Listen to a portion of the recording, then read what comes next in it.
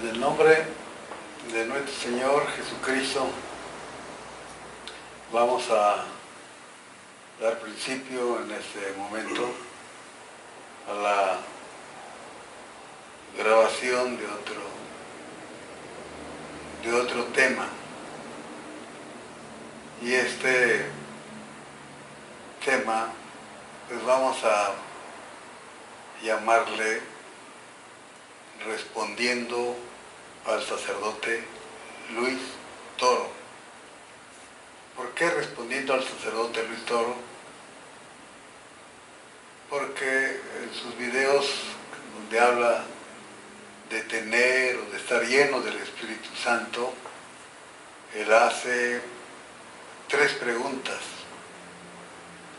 La primera pregunta dice: protestante, respóndeme.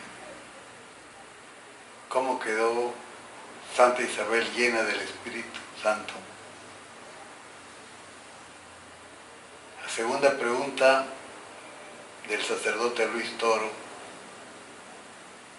es la siguiente: ¿cuál es la señal para descubrir que tú tienes el Espíritu Santo?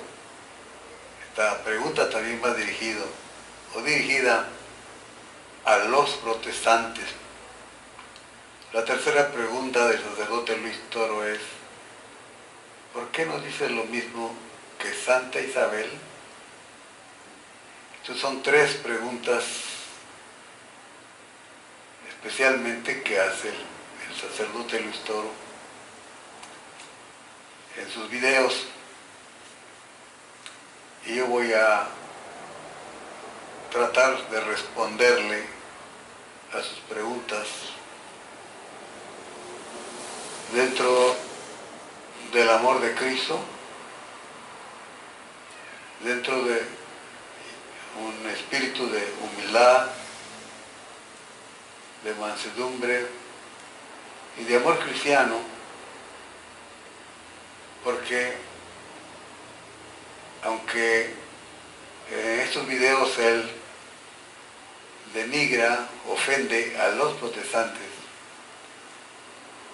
yo no voy a caer en el mismo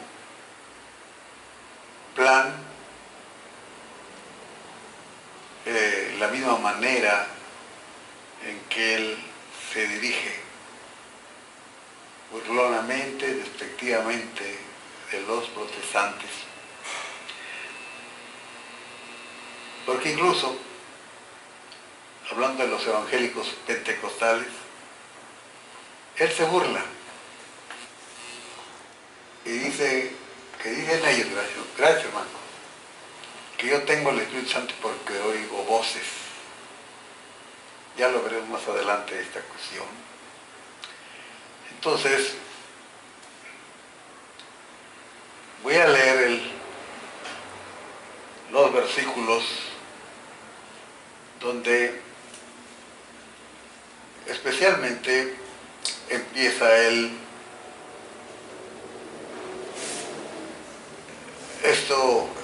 este video que él hace usando el Evangelio de Juan, capítulo 5, versículo 39, donde dice no dice él, sino dice el evangelista Juan de la siguiente manera. Dirigiéndose Jesús a los judíos, les dice: escudriñad las Escrituras, porque a vosotros os parece que en ellas tenéis la vida eterna. Y dice: ellas son las que dan testimonio de mí. Para empezar, diré, como acostumbra a decir el sacerdote Luis Toro: enfóquenme la cámara, pongan la lupa, pongan el oído. El versículo dice: escudriñar las Escrituras. porque a vosotros os parece que en ellas tenéis la vida eterna, y ellas son las que dan testimonio de mí. En este versículo Jesús está dirigiéndose a los judíos, llamándoles a leer y a buscar dentro de las Escrituras, en este caso el Antiguo Testamento, porque el Evangelio de Juan no estaba escrito, llamando a los judíos a escudriñar inteligentemente, profundamente, sabiamente las Escrituras, es decir, el Antiguo Testamento. Y les dice, porque a vosotros os parece que en ellas, en las Escrituras, tenéis la vida eterna, y ellas son las que dan testimonio de mí. Está llamando a los judíos a que busquen en las Escrituras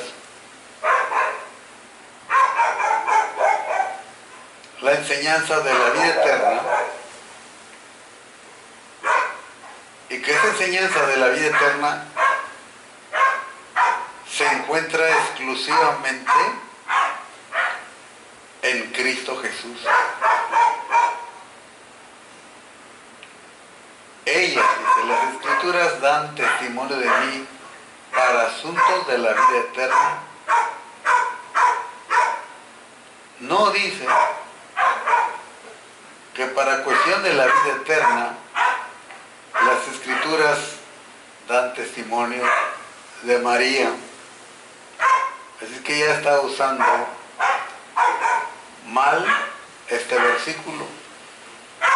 Ya empezó a torcer los puntos o el principio del hilo del tema que él presenta sobre la llenura del Espíritu Santo. No dice que dan testimonios de María para la vida eterna, sino de Cristo Jesús.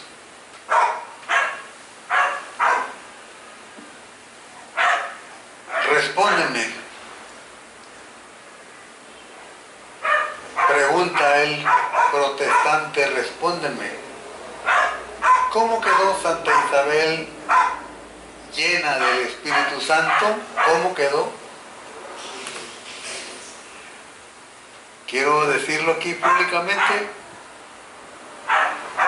ante el mundo que me vea y que me escuche. ¿Cómo quedó? No lo sé, porque la Biblia no lo dice. A veces yo entiendo que el Espíritu Santo entra por los oídos de la persona, porque Jesús dijo, mi palabra es Espíritu Santo y es vida. Pero en el caso de Elizabeth, no sé cómo, el Espíritu Santo entró en ella, pero aquí el asunto es que ella quedó llena del Espíritu Santo. No sé cómo, pero sí sé cuándo. Sé cuándo entró el Espíritu Santo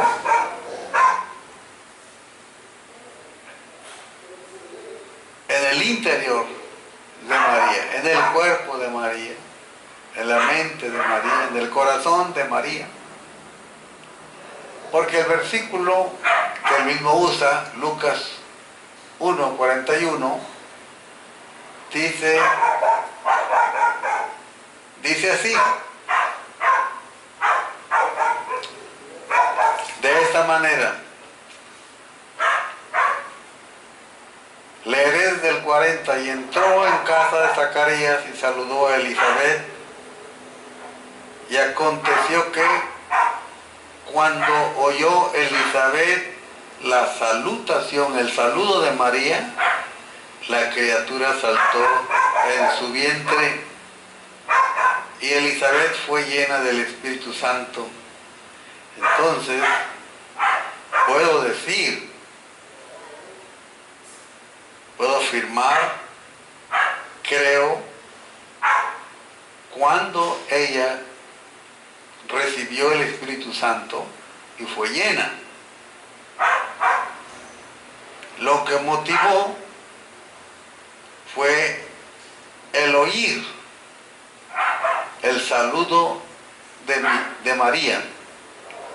Cuando Elizabeth oyó el saludo de María, la criatura, Juan el Bautista, que estaba en su vientre, saltó en su vientre. En ese momento, la criatura saltó en su vientre y Elizabeth fue llena del Espíritu Santo. Qué bonito, qué hermoso, qué gran momento de ver al precursor de Cristo antes de nacer, todavía en el vientre de su madre, de verlo frente a él, frente a Cristo Jesús, en el vientre de María antes de nacer.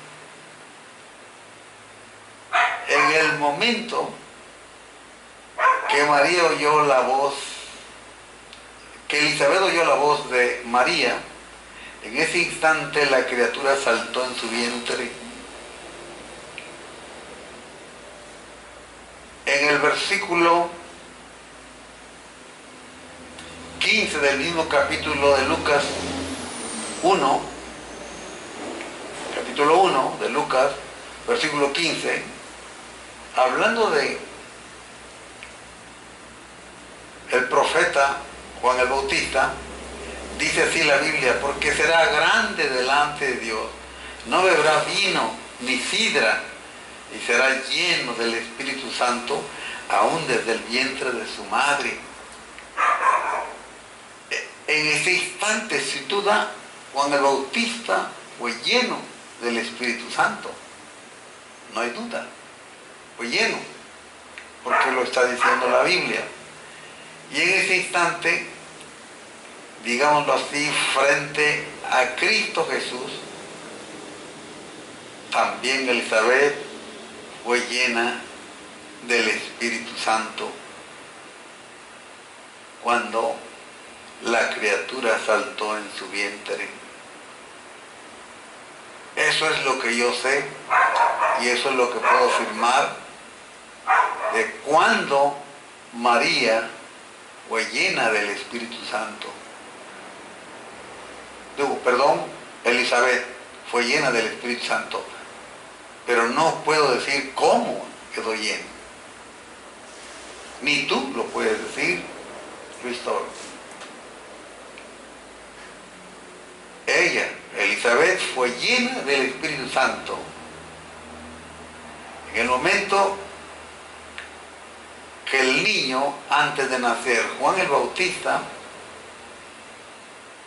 saltó en el vientre de su madre. En ese instante, Elizabeth fue llena del Espíritu Santo.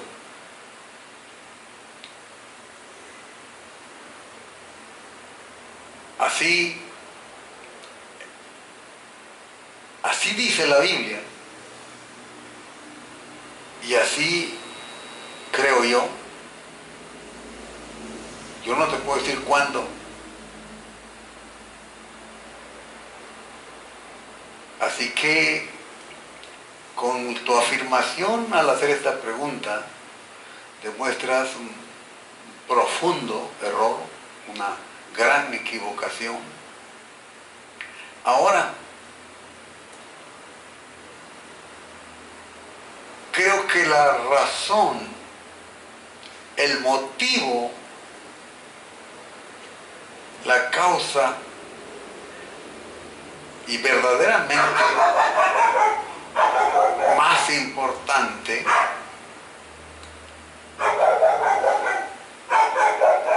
al quedar llena Elizabeth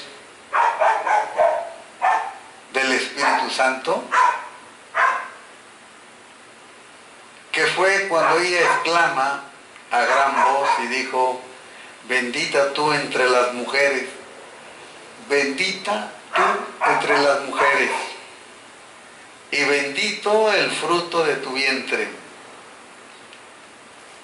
Diré primero que María como mujer, que Elizabeth como mujer, y sin duda que como mujer judía, también conocía de las promesas de Dios para el pueblo de Israel, de que un día enviaría a su Mesías, el Dios del pueblo de Israel, de acuerdo con el profeta Isaías, en el capítulo 7 y en el capítulo 9. Así es que Elizabeth sabía que un día María o Jesús nacería de una virgen, de una doncella virgen, impulsada por el Espíritu Santo más que por otra causa, como mujer, como todo ser humano, hablando del pueblo de Israel, no pudo más que felicitar a María, porque había sido escogida María para ser el vaso escogido, el instrumento especial escogido por Dios dentro del millón de mujeres, de los millones de mujeres en el mundo que ya habían nacido,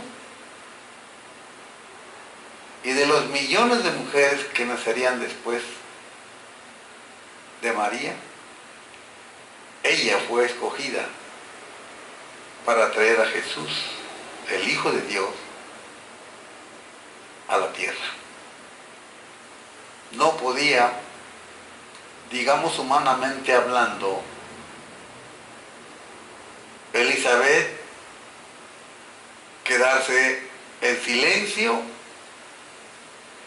sin felicitar a María,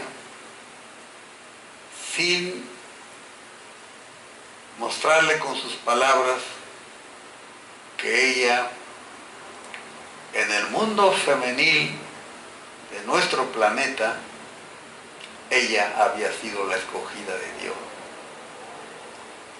Y por eso dice: bendita tú entre las mujeres. Y yo también lo digo. No tengo ningún temor de decirlo. Pero a ese respecto hablaré más adelante. La otra causa, y es la más importante, desde el punto de vista de la Biblia, desde la perspectiva bíblica y desde mi punto de vista, la más importante razón para que Elizabeth dijera, o Santa Elizabeth, o Santa Isabel, ya lo mismo, dijera: bendita tú entre las mujeres y bendito el fruto de tu vientre. La razón más importante, la causa más importante, el motivo más importante para que el Espíritu Santo entrara en María y le hiciera decir esas palabras, era para glorificar a Cristo Jesús. Elizabeth dijo: ¿por qué se me concede esto a mí, que la madre de mi Señor venga a mí? El mundo católico, en este versículo, católico romano, le da más importancia en este versículo a la madre que al Señor. ¿Por qué se me concede esto a mí, que la madre de mi Señor venga a mí? Porque tan pronto como llegó la voz de tu salutación a mis oídos, la criatura saltó de alegría en mi vientre.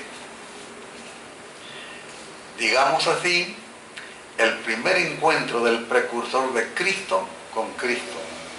El segundo sería cuando Juan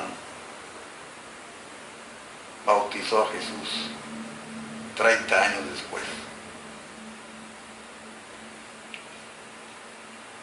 Mi Señor, Lucas 1, 42 y 43. El propósito, la causa, el motivo más importante de que María haya quedado llena de, Elizabeth haya quedado llena del Espíritu Santo, era para que a través de ella el Espíritu Santo empezara a glorificar a Jesús, la segunda persona de la Trinidad, de la Santísima Trinidad.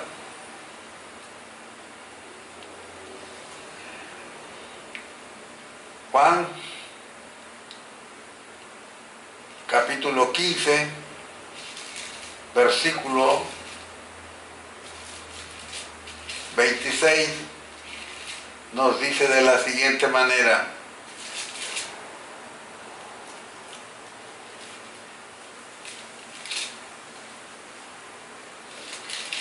Juan 15, 26 dice así: cuando venga el Consolador, a quien yo os enviaré del Padre, el Espíritu de verdad, el cual procede del Padre, Él dará testimonio acerca de mí.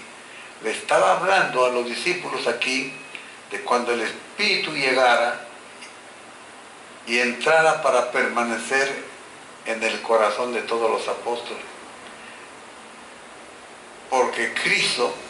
Porque los discípulos no habían recibido el Espíritu Santo hasta que Jesús fue glorificado. Por eso recibieron ellos el Espíritu Santo hasta el día de Pentecostés. Pero ya podemos ver que en forma independiente de los discípulos, de los apóstoles, el Espíritu Santo glorificó a Cristo Jesús desde el vientre de María y desde los labios de Elizabeth. El versículo, eso nos dice Juan 25, 26, y en el capítulo 16, versículo 14 dice: Él, el Espíritu Santo, me glorificará, porque tomará de lo mío y os lo hará saber. Así es que la misión del Espíritu Santo en el plan divino de la salvación del pecador era glorificar a Cristo Jesús. Era poner en alto a Cristo Jesús y no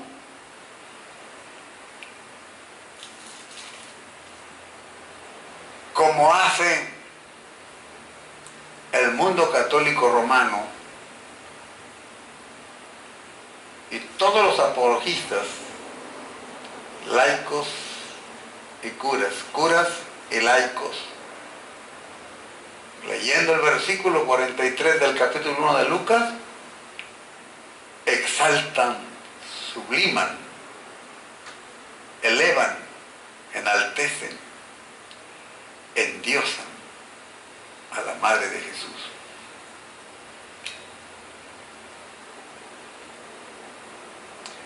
La segunda pregunta de Luis Toro, sacerdote católico. Él dice, cuando habla con alguien y le dice soy teólogo, él dice yo también soy teólogo.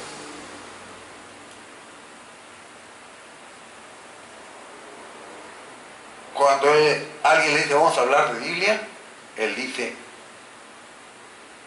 A mí me gusta hablar de Biblia. Mi especialidad es la Biblia. La segunda pregunta de Luis Toro es: ¿cuál es la señal para descubrir que tú tienes el Espíritu Santo? Es la pregunta que le hace ahora también a los protestantes.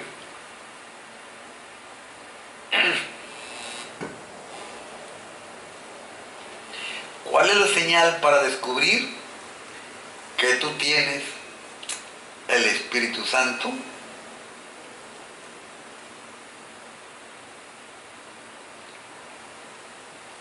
Y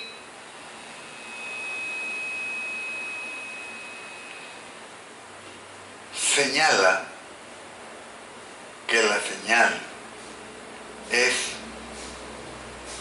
decir, como dijo Santa Isabel: bendita tú entre todas las mujeres, bendito el fruto de tu vientre. No, Señor,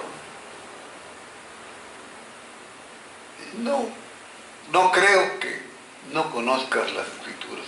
Sí las sabes, pero se muestra la tendencia, se deja ver fácilmente el espíritu tendencioso para defender algo que no se puede defender con la Biblia.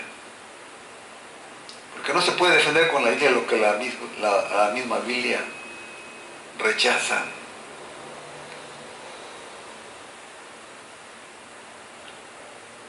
La señal,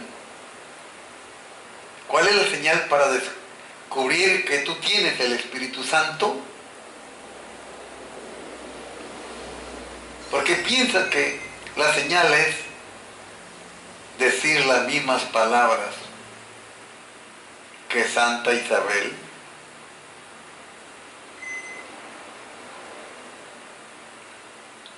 La Biblia nos muestra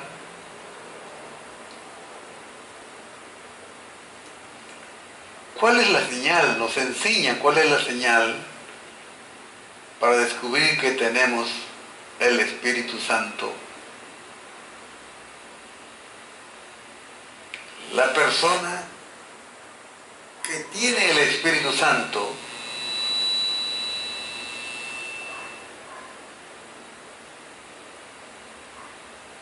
la tiene primero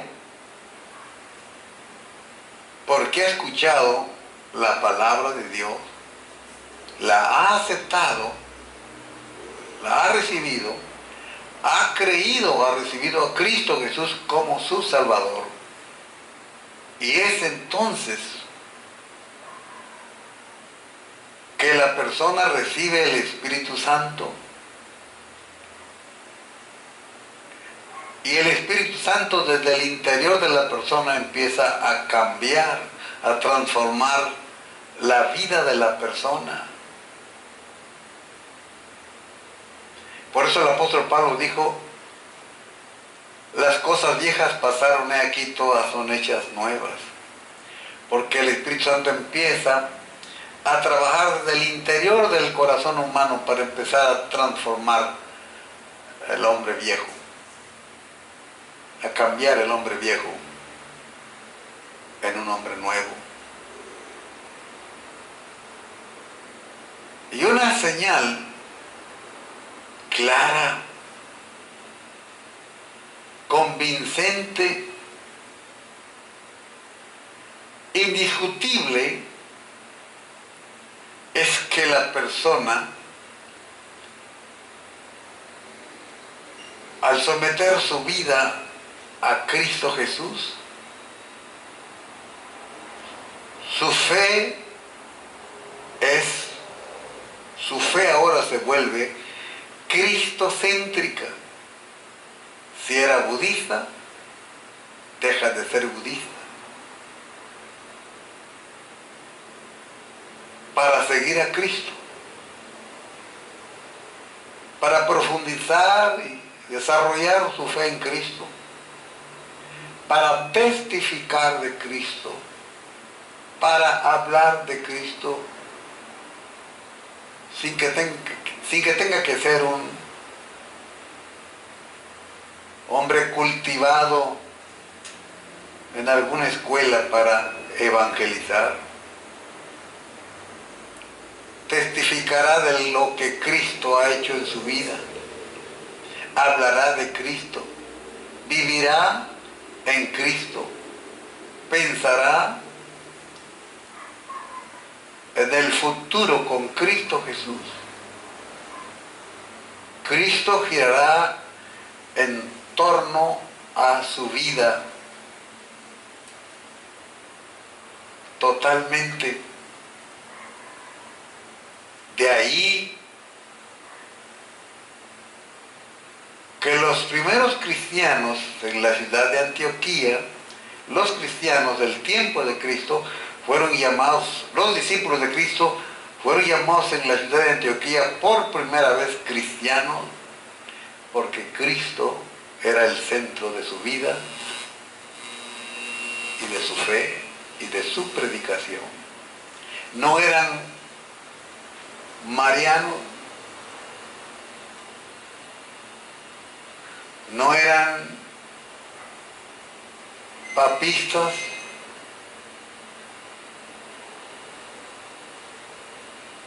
ni siquiera eran seguidores de Pablo, pues él lo dijo, ¿quién es Pedro? ¿Quién es Cefas? En la primera carta a los Corintios, en el primer capítulo 1, ¿acaso está dividido Cristo? Dijo. Entonces, esa es la señal. La fe del hombre se vuelve cristocéntrica.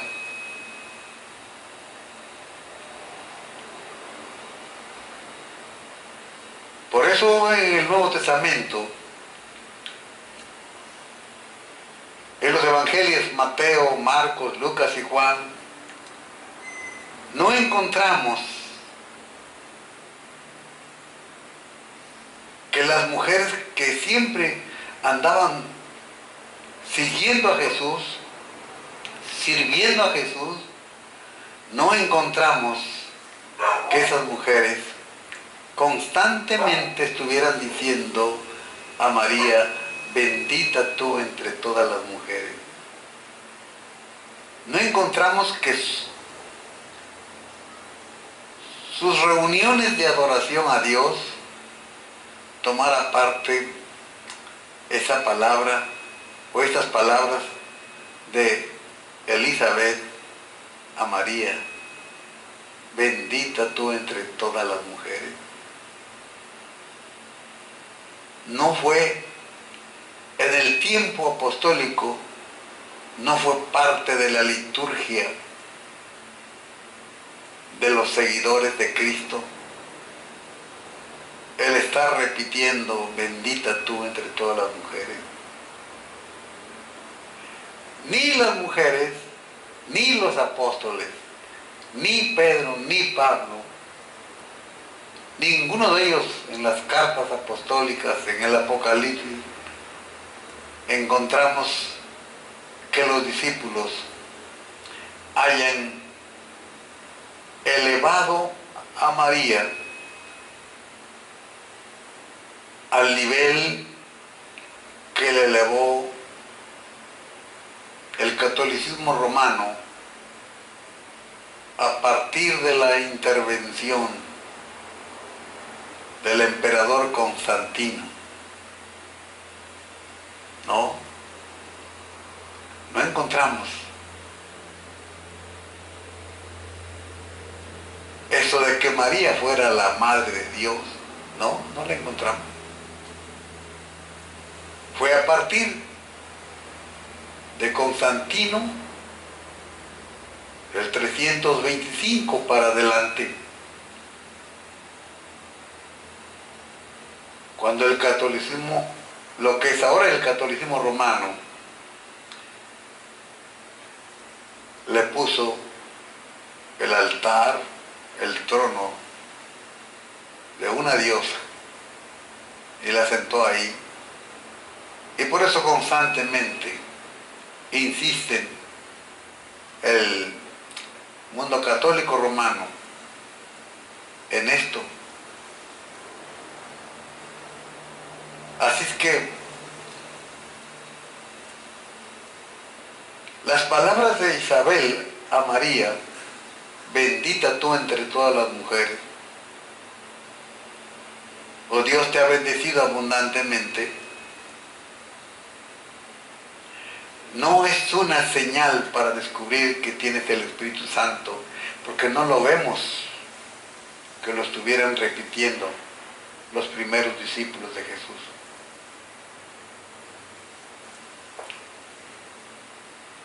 Tercera pregunta del sacerdote Luis Toro.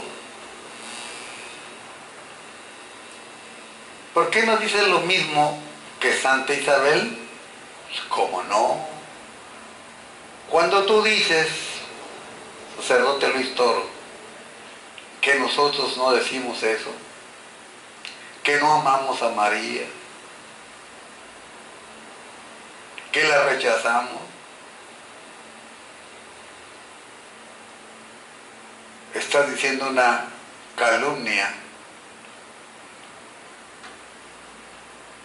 que todo el mundo que lo ve oye una calumnia, oye un engaño. Porque mira, en este momento voy a decirlo, aunque ya lo he dicho varias veces. Voy a decirlo. Leyendo el versículo. Y exclamó a gran voz y dijo, bendita tú entre las mujeres y bendito el fruto de tu vientre. Bendito Jesús. Pero al pronunciar estas palabras, no son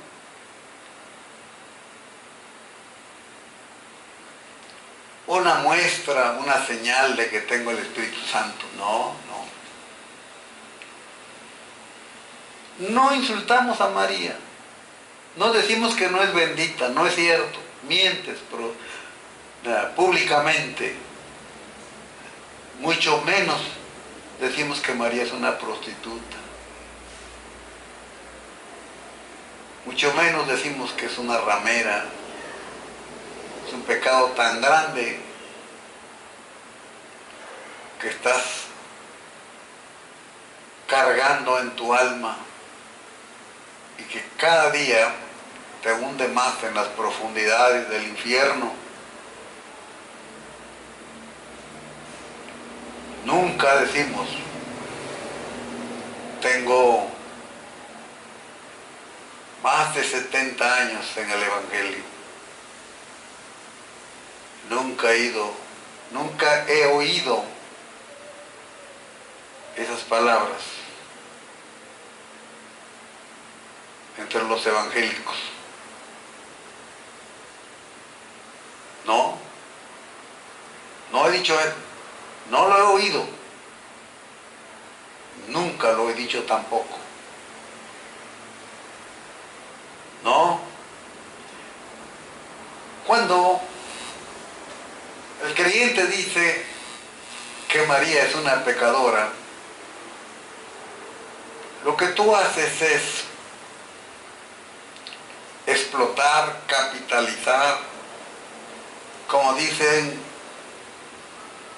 llevar agua a tu molino a costa de la verdadera iglesia de Cristo, el pueblo verdaderamente evangélico. Solo estás aprovechándote y de mal corazón para explotar esa palabra, cuando decimos que es una pecadora, estamos diciendo que es un ser humano igual que nosotros, que cualquier ser humano, porque ella no fue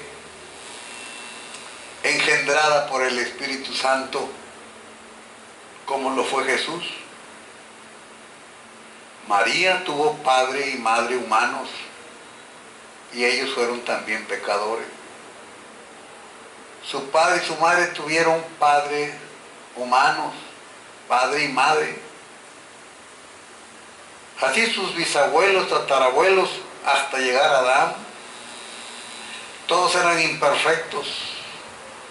Pablo en la carta a los romanos dice que por un hombre entró el pecado y por un hombre entró la muerte.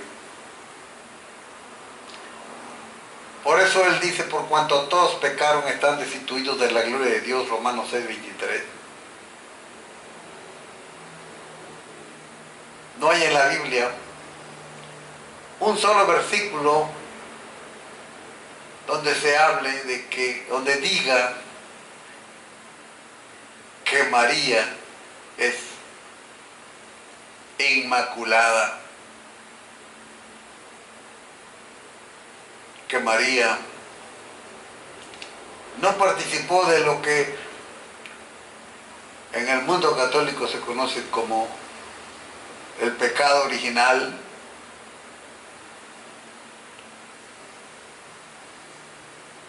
que el catolicismo romano diga que Dios la conservó para que no le tocara ese pecado original. Bueno, eso es exclusividad del catolicismo romano, pero no de la Biblia. Porque los únicos que hablaron inspiradamente, inspirados por el Espíritu Santo, fueron los escritores de la Biblia. No los hombres más allá de los apóstoles, no.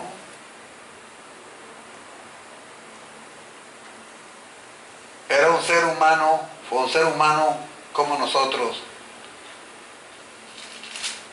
Lucas 1:46 dice que se había perdido, extraviado, o más bien María y José habían extraviado al niño Jesús, no lo encontraban. Y entonces, después de 3 días, le hallaron en el templo sentado en medio de los doctores de la ley, oyéndoles y preguntándoles. Todos los que le oían se maravillaban de su inteligencia y de sus respuestas. Cuando le vieron se sorprendieron y le dijo a su madre: hijo, ¿por qué nos has hecho así? He aquí tu padre y yo te hemos buscado con angustia. Ya estamos viendo un error humano de María, una equivocación humana de María, propio de la naturaleza humana. No así Jesús, que a esa edad, dice el evangelista Lucas en el versículo 50, ellos no entendieron la palabra que les habló.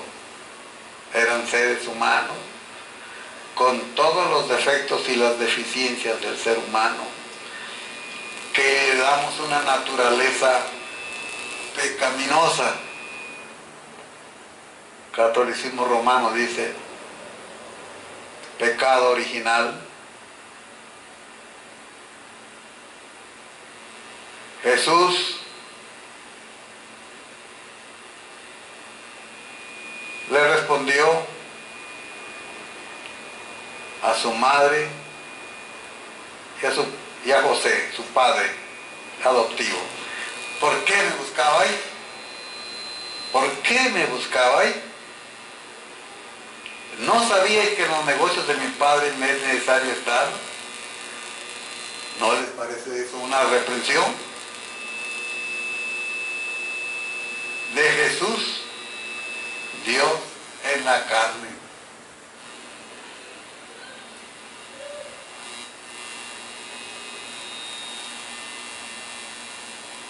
Salmo 51:5 dice: en maldad he sido formado y en pecado me concibió mi madre. Por eso Jesús no tuvo padre humano, porque si hubiera tenido padre humano, hubiera nacido con naturaleza pecaminosa y fuera un pecador, porque el pecado se hereda del padre especialmente. Y el salmista dice: en maldad he sido formado y en pecado me concibió mi madre. Dos naturalezas humanas, la madre y el padre del salmista, ambos juntos trajeron a David al mundo. Dos naturalezas pecaminosas, dos con pecado original.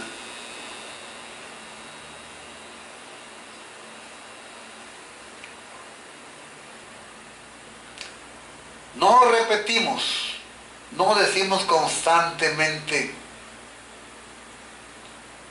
las palabras de Elizabeth a María en nuestros cultos, porque no forma parte de nuestra liturgia. Y no forma parte de nuestra liturgia porque no la encontramos en la Biblia en primer lugar. En segundo lugar, porque Jesús puso un límite al hombre en cuanto a su misión, a su ministerio como Salvador, en que nadie debía intervenir y participar. Nadie debía decirse elemento o parte de la salvación del pecador. Jesús puso un límite a todo ser humano. Cuando una mujer escuchaba las palabras de Jesús, hablando del espíritu inmundo que sale del hombre y se va y luego anda por lugares secos y regresa porque no encuentra lugar donde descansar, y llega y ve su casa anterior barrida, limpia, entonces dice que se vuelve y trae otros demonios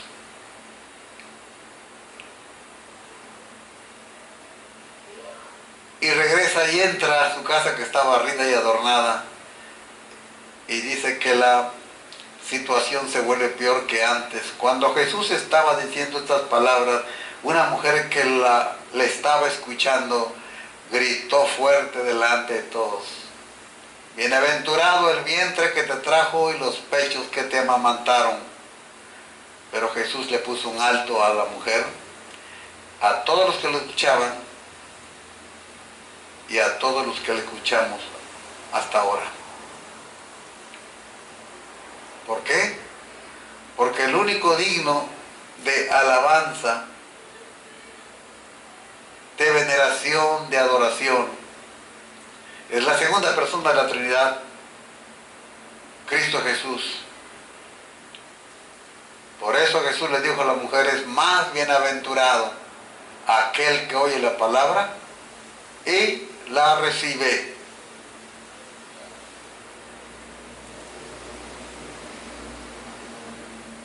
Por eso nosotros no enfatizamos.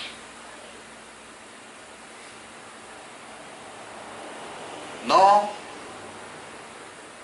la endiosamos. Por eso para nosotros no es la reina de México y la emperatriz de América. Porque eso es igual a lo que el pueblo de Israel hizo. Y lo menciona el profeta Jeremías en su capítulo 44, donde se habla del pueblo de Israel que hacía tortas y se las ofrecía, tortas de harina, y se las ofrecía al ídolo, a la diosa de aquel tiempo, llamada la Reina del Cielo. Repito, no insultamos a María. No decimos que no es bendita. Sí, es bendita. No decimos que es prostituta, no decimos que es ramera. No.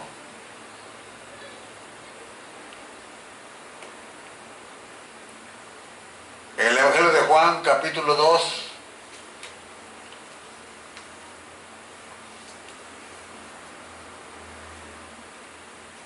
versículo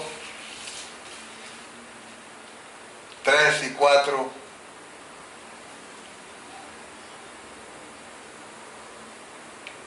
María le dijo, cuando estaban en la fiesta de bodas a que fueron invitados Jesús y sus discípulos, y faltando el vino, la madre de Jesús le dijo, no tienen vino. No le dijo, haz vino. Solamente le notificó, le dijo.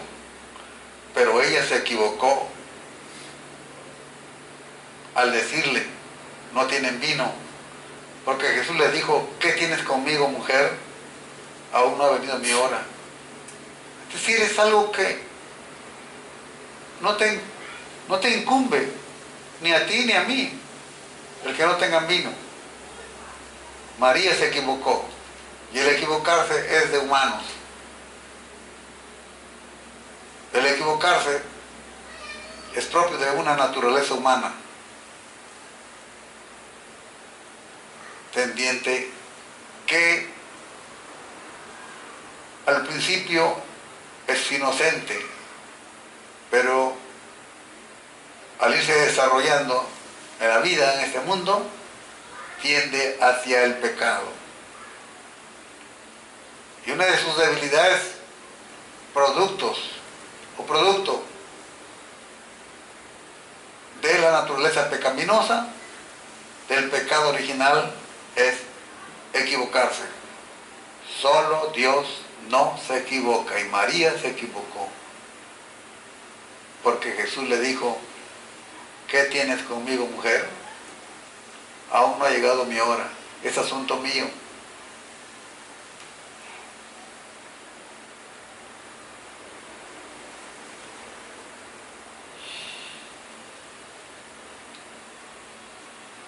En cuanto a la recepción del Espíritu Santo, la Biblia nos dice claro, en el capítulo 19 de los Hechos de los Apóstoles, donde Pablo se encuentra con 12 discípulos, donde también Luis Toro tuerce estos versículos, los manipula. Pablo preguntó a esos 12 hombres, ¿recibieron el Espíritu Santo cuando creyeron? No les dijo cuando se bautizaron. No les dijo, ¿recibieron el Espíritu Santo cuando se bautizaron? No, Señor. Sino, cuando creyeron.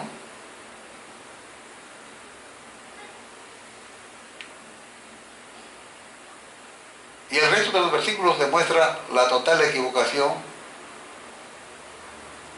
y la total mala enseñanza del capítulo 19, 1 al 6, que usa este sacerdote.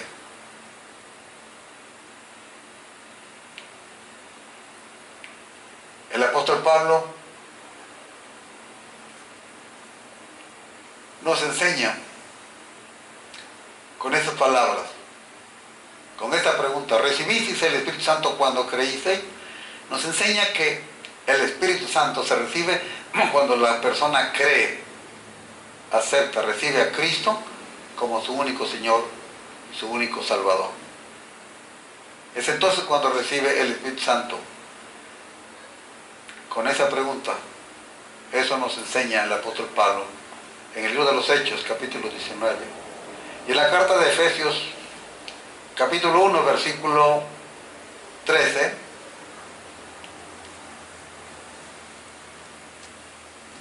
el apóstol Pablo dice lo siguiente: en él vosotros, habiendo oído la palabra de verdad, el evangelio de vuestra salvación, y habiendo creído, fuisteis sellados con el Espíritu Santo. No dice el apóstol Pablo, en él, vosotros, habiéndose bautizados, recibieron el Espíritu Santo. No. Habiendo oído la palabra de verdad, el evangelio de vuestra salvación, y habiendo creído. ¿Eh?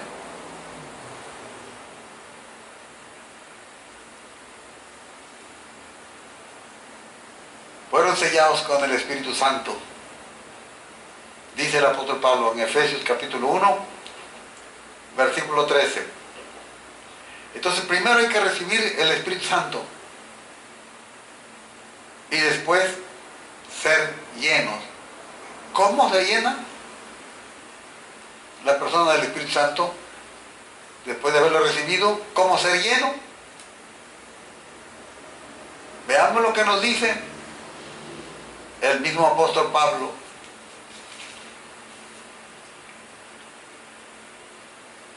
En la carta a los Efesios, capítulo 5, 18 al 20. En estos versículos 18 al 20 del capítulo 5 de la carta a los Efesios, Pablo nos dice: deben ustedes decir con todas sus fuerzas, bendita tú entre todas las mujeres. No, nos dice así. Miren cómo dice, Señor: no os embriaguéis con vino, en lo cual hay disolución, antes bien sed llenos del Espíritu Santo, hablando entre vosotros con salmos, con himnos, cánticos espirituales, cantando y alabando al Señor en vuestros corazones, dando siempre gracias a Dios por todo, en el nombre de nuestro Señor Jesucristo. Así se recibe y así se llena el creyente en Cristo Jesús, si es que es creyente del Espíritu Santo. Porque otra vez voy a decir lo contrario de lo que él dice. Un asesino, un ladrón, un idólatra, un incrédulo, uno que tuerce la palabra de Dios, no tiene el Espíritu Santo, y menos puede estar lleno del Espíritu Santo.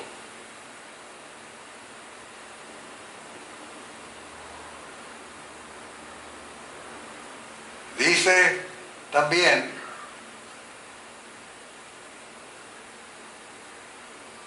que el protestante, y es aquí donde se dirige especialmente a los evangélicos, a los creyentes, a los hermanos en Cristo Jesús pentecostales.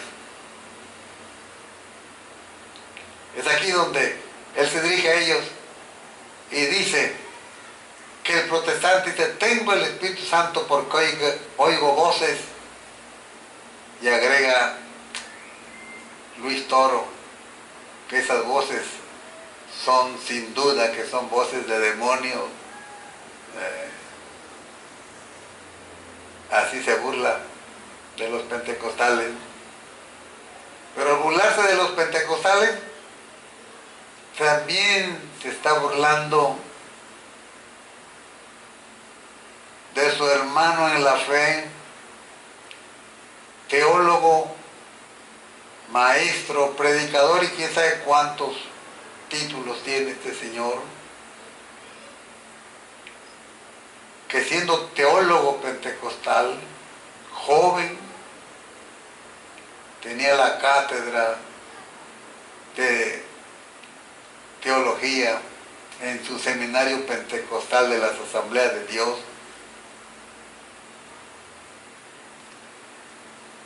Y que se convirtió al catolicismo. Esta persona se llama Fernando Casanova. Él dice que lo que más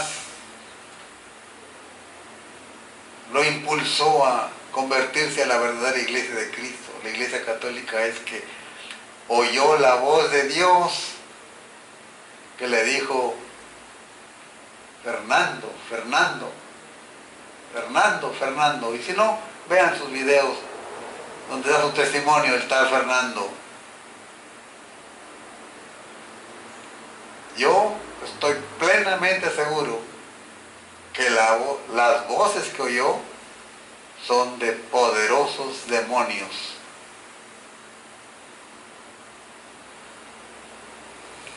No fue la voz de Dios. Y que no me digan, que no me vengan con cuentos, porque como ya dije en otro video, tengo ya 50 años en el ministerio pastoral como ministro bautista, y toda mi vida he estado enfrentando personas atormentadas, personas influenciadas, personas poseídas por demonios. Y sí se oyen voces. Y yo una vez oí voces, pero luego me di cuenta, que Dios no me estaba hablando, que eran los demonios que me querían intimidar, que me querían manipular. Y qué pena que quien se diga maestro de Biblia ahora diga que Dios le habló a él. Tal vez como cuando le habló Dios a Jeremías, o a Isaías, o a Moisés, ¿verdad? Pero no. Más bien fue un poderoso demonio el que le habló, que le dijo: Fernando, Fernando, Fernando.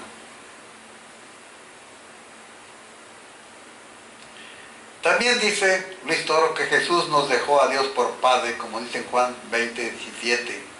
No, en Juan 20:17 no nos dejó Cristo a Dios por Padre. Ahí solamente dice: me voy a mi Padre y a vuestro Padre. Pero no les dijo: ahí les dejo a Dios, Él es vuestro Padre. No, porque todos los discípulos ya eran hijos de Dios, como lo son los verdaderos cristianos de nuestros tiempos. Aquellos que hablan y predican, como mismo Casanova testificó, como queriéndose burlar, cuando evangelizamos, cuando le decimos a las personas que reciban a Cristo como su Salvador personal, porque esa fue la enseñanza de Cristo y de los apóstoles. Ellos ya eran los discípulos. Cuando Jesús les dijo esas palabras: me voy a mi Padre y a vuestro Padre, ellos ya eran hijos de Dios. Porque el Evangelio de Juan capítulo 1, versículo 11, 12 y 13 dice: a los suyos vino y los suyos no le recibieron, mas a todos los que le recibieron, a los que creen en su nombre, les dio potestad de ser hechos hijos de Dios, los cuales no son engendrados de carne, ni de sangre, ni de voluntad de varón, sino de Dios. Ya eran hijos de Dios. No los estaba dejando como hijos de Dios. Entonces cuando dice que nos dejó por Padre, se equivoca. Ya eran hijos de Dios ellos, porque ellos ya habían aceptado a Cristo como su Salvador personal, como su Mesías.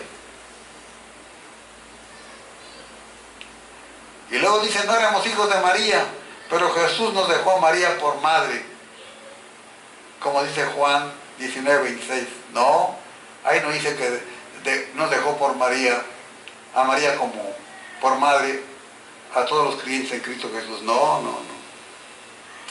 Ahí le dijo a Juan: ahí tu madre. Pero no vemos a todas las mujeres, ni a todos los discípulos, ni a todos los apóstoles decir de María: María es nuestra madre. porque es la madre de Dios. No, no lo encontramos eso.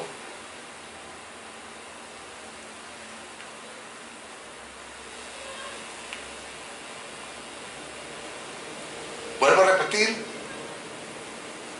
la Biblia solo dice que somos hijos de Dios por haber aceptado a Cristo Jesús como nuestro Salvador personal, Juan 1, 11, 12 y 13. Pero no habla de que María es nuestra madre. Vamos a ver qué nos dice Juan capítulo 20.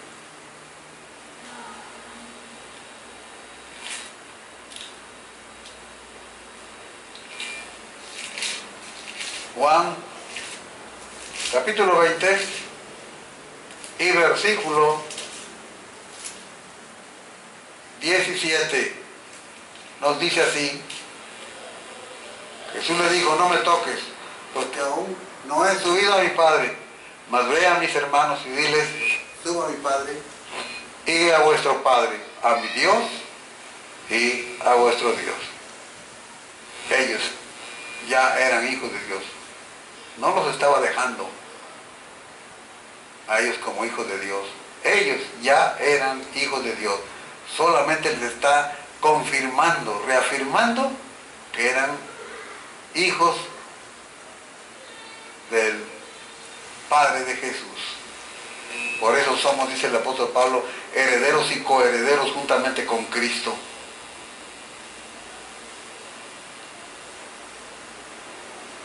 Así es que somos hijos de Dios, tenemos a Dios por Padre, pero no somos hijos de María. Ahora veamos un problema que tienen los católicos romanos. Qué grave problema tienen los católicos romanos con eso de que María es la madre de ellos.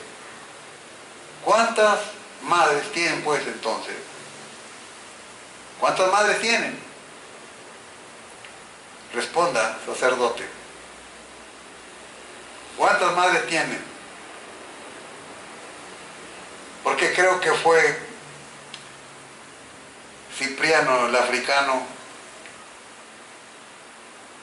quien dijo, espero no equivocarme, si me equivoco me disculpan, pero un personaje de los primeros siglos dijo que no se puede tener a Dios por padre y no tener a la iglesia por madre. Así que los católicos tienen hasta dos mamás, a dos madres, María y la iglesia. ¿Cuál de ellas es la mejor madre? ¿Y cuál de ellas es la verdadera? Porque si hay dos madres, entonces una está suplantando a la otra. O una le quiere quitar el puesto a la otra. ¿Qué problema tienen los católicos?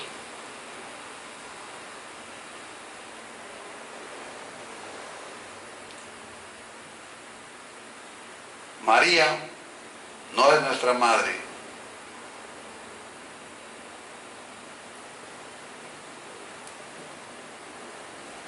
No encontramos en la Biblia que las mujeres, que los apóstoles cantaran ese cántico religioso que yo oía cuando era un adolescente, cantar en las reuniones de la gente católica, especialmente por las mujeres, que decía, ay María, madre mía, esperanza del mortal. Por eso no forma parte de nuestra adoración a Dios las palabras de Isabel, porque no queremos endiosar a María ni a ninguna otra persona más. No queremos engañarle al mundo que la esperanza del hombre, del pecador, está en otra persona, en María, o en Pedro, o en Pablo, en Juan, no. Porque el mismo Pedro dijo En el libro de los Hechos, capítulo 4, versículo 12, porque no hay otro nombre.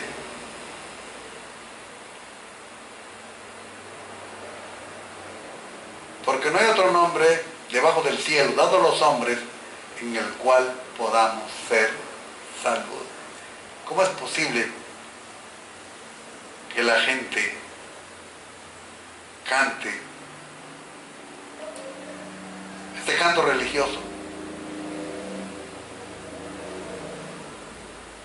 que dice: ay María, Madre mía, esperanza del mortal? La esperanza del mortal está en el Mesías, en Jesús, en el Cristo, que derramó su sangre en el monte de la calavera, para que el que crea en Él no se pierda, mas tenga vida eterna. Y termino con el siguiente versículo de la carta del apóstol Pablo a los Colosenses, capítulo 2, versículo 8. Mirad que ninguno se engañe por medio de filosofías y vanas sutilezas, según las tradiciones de los hombres, conforme a los elementos del mundo, y no según Cristo. Colosenses 2:8. Que Dios bendiga a todos.